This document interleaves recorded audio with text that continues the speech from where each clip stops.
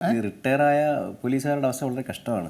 ഞാനത് നേരിട്ട് കണ്ടിട്ടുണ്ട് പലരുടെ. ഞാൻ ഒരിക്കൽ ടിറ്റോയോട് പറഞ്ഞിട്ടുണ്ട്. അതിപ്പോൾ എന്തായാലും ഇവിടെ ഞാൻ പറയുന്നില്ല.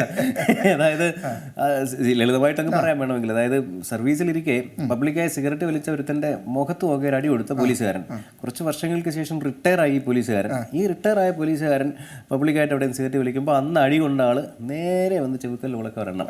നിനക്കെന്നെ ഓർമ്മ, ഇതാണ് ചോദ്യം. ഞാൻ കണ്ടുകൊണ്ട് നിൽക്കുന്ന കാര്യമാണ്. നിനക്കെന്നെ ഓർമ്മയുണ്ടോ? ഞാൻ ഇതുപോലെ സിഗരറ്റ് വലിച്ചുകൊണ്ട് നിൽക്കുമ്പോൾ നീ യൂണിഫോമിലായിരുന്നു, അന്ന് നീ എനിക്ക് തന്നതാ, ഇപ്പം നീ സിഗരറ്റ് വലിക്കുമ്പോൾ ഞാൻ നിനക്ക് തന്നത്. അപ്പോഴേ അവിടെ നിന്ന് വിട്ടു പോവുകയും ചെയ്തു അയാളെ പിന്നെ പിടികൂടിയോ ഇല്ലയോ എന്നൊന്നും എനിക്ക് അറിഞ്ഞൂടാ. പക്ഷെ ഇത് ഞാൻ നേരിട്ട് കണ്ടൊരു കാര്യമാണ്.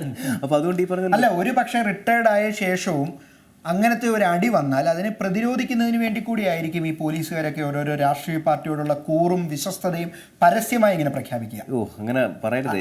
ഞാനൊരിക്കലും മറ്റൊരു പോലീസുകാരൻ്റെ അനുഭവം പറയാം. ASI ആയിട്ട് റിട്ടയർ ചെയ്ത എനിക്ക് പരിചയമുള്ള ആളിൻ്റെ പേര് പറയുന്നില്ല. അദ്ദേഹം പിന്നീട് ഒരു സ്വകാര്യ സ്ഥാപനത്തിൽ സെക്യൂരിറ്റി സ്റ്റാഫായിട്ട് പത്തനംതിട്ട ജില്ലയിൽ പോയി ജോലി ചെയ്തിട്ടുണ്ട്. പേരും ഒന്നും ഞാൻ പറയുന്നില്ല. ASI ആയിട്ട് റിട്ടയർ ചെയ്ത ആളാണ്.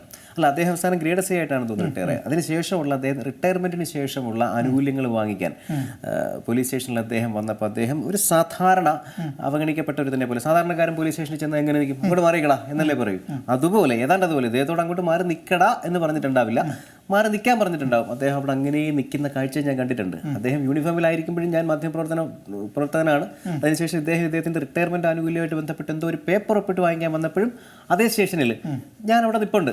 ആ സമയത്ത് ഞാൻ അദ്ദേഹത്തിനോട് ചോദിച്ചു, പുള്ളി വളരെ നിരാശനായിട്ടാണ് എന്നോട് പറയുന്നത്, ഈ സേനയിൽ ജോലി ചെയ്തിട്ടൊന്നും കാര്യമില്ല ബിനോയ്, ഇത് പോലീസ് ആയിരിക്കുമ്പോഴുള്ളതേ ഉള്ളൂ, റിട്ടയർ ആയി കഴിഞ്ഞാൽ പിന്നെ നമ്മുടെ വില അതുകൊണ്ടോ ഞാൻ എത്ര നേരമായിട്ട് നിൽക്കുക, ഇതുവരെ എനിക്ക് CI ഒന്നും കാണാൻ പറ്റിയിട്ടില്ല എന്ന് പറഞ്ഞു. അതാ പറഞ്ഞു, അങ്ങനെ റിട്ടയർഡ് ആകുമ്പോൾ പോലും അവഗണിക്കപ്പെടാതിരിക്കുന്നതിന് വേണ്ടിയാകാം ഒരു പക്ഷേ ഈ രാഷ്ട്രീയ പാർട്ടികളുടെയൊക്കെ ആ കൂറും വിശ്വസ്തയും അവർ പുലർത്തുന്നത്. ഇപ്പോൾ ഈ മുഖ്യമന്ത്രിയുടെ സുരക്ഷാ സേനയിലുള്ള അല്ലെങ്കിൽ അദ്ദേഹത്തിൻ്റെ ബോഡി ഗാർഡ്സ് ആയിട്ടൊക്കെ നിൽക്കുന്ന ആളുകൾക്ക് അവർ പരസ്യമായി ഇങ്ങനെ യൂത്ത് കോൺഗ്രസ്സുകാരെ തല്ലുമ്പോൾ അല്ലെങ്കിൽ അവർക്ക് അവരുടെ ചട്ടത്തിൽ പെടാത്ത കാര്യങ്ങളൊക്കെ അവർ ചെയ്യുമ്പോൾ സ്വാഭാവികമായും ഈ യൂണിഫോം അഴിച്ചു വെച്ച ശേഷം പുറത്തു വരുമ്പോഴും അവർക്ക് പാർട്ടിയുടെ സംരക്ഷണം ലഭിക്കും.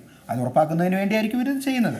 എന്തായാലും പോലീസിനെ ഉപയോഗിച്ചുള്ള പ്രതിഷേധങ്ങൾ തടയൽ അങ്ങനെ ഒരു വശത്ത് നടക്കുന്നു.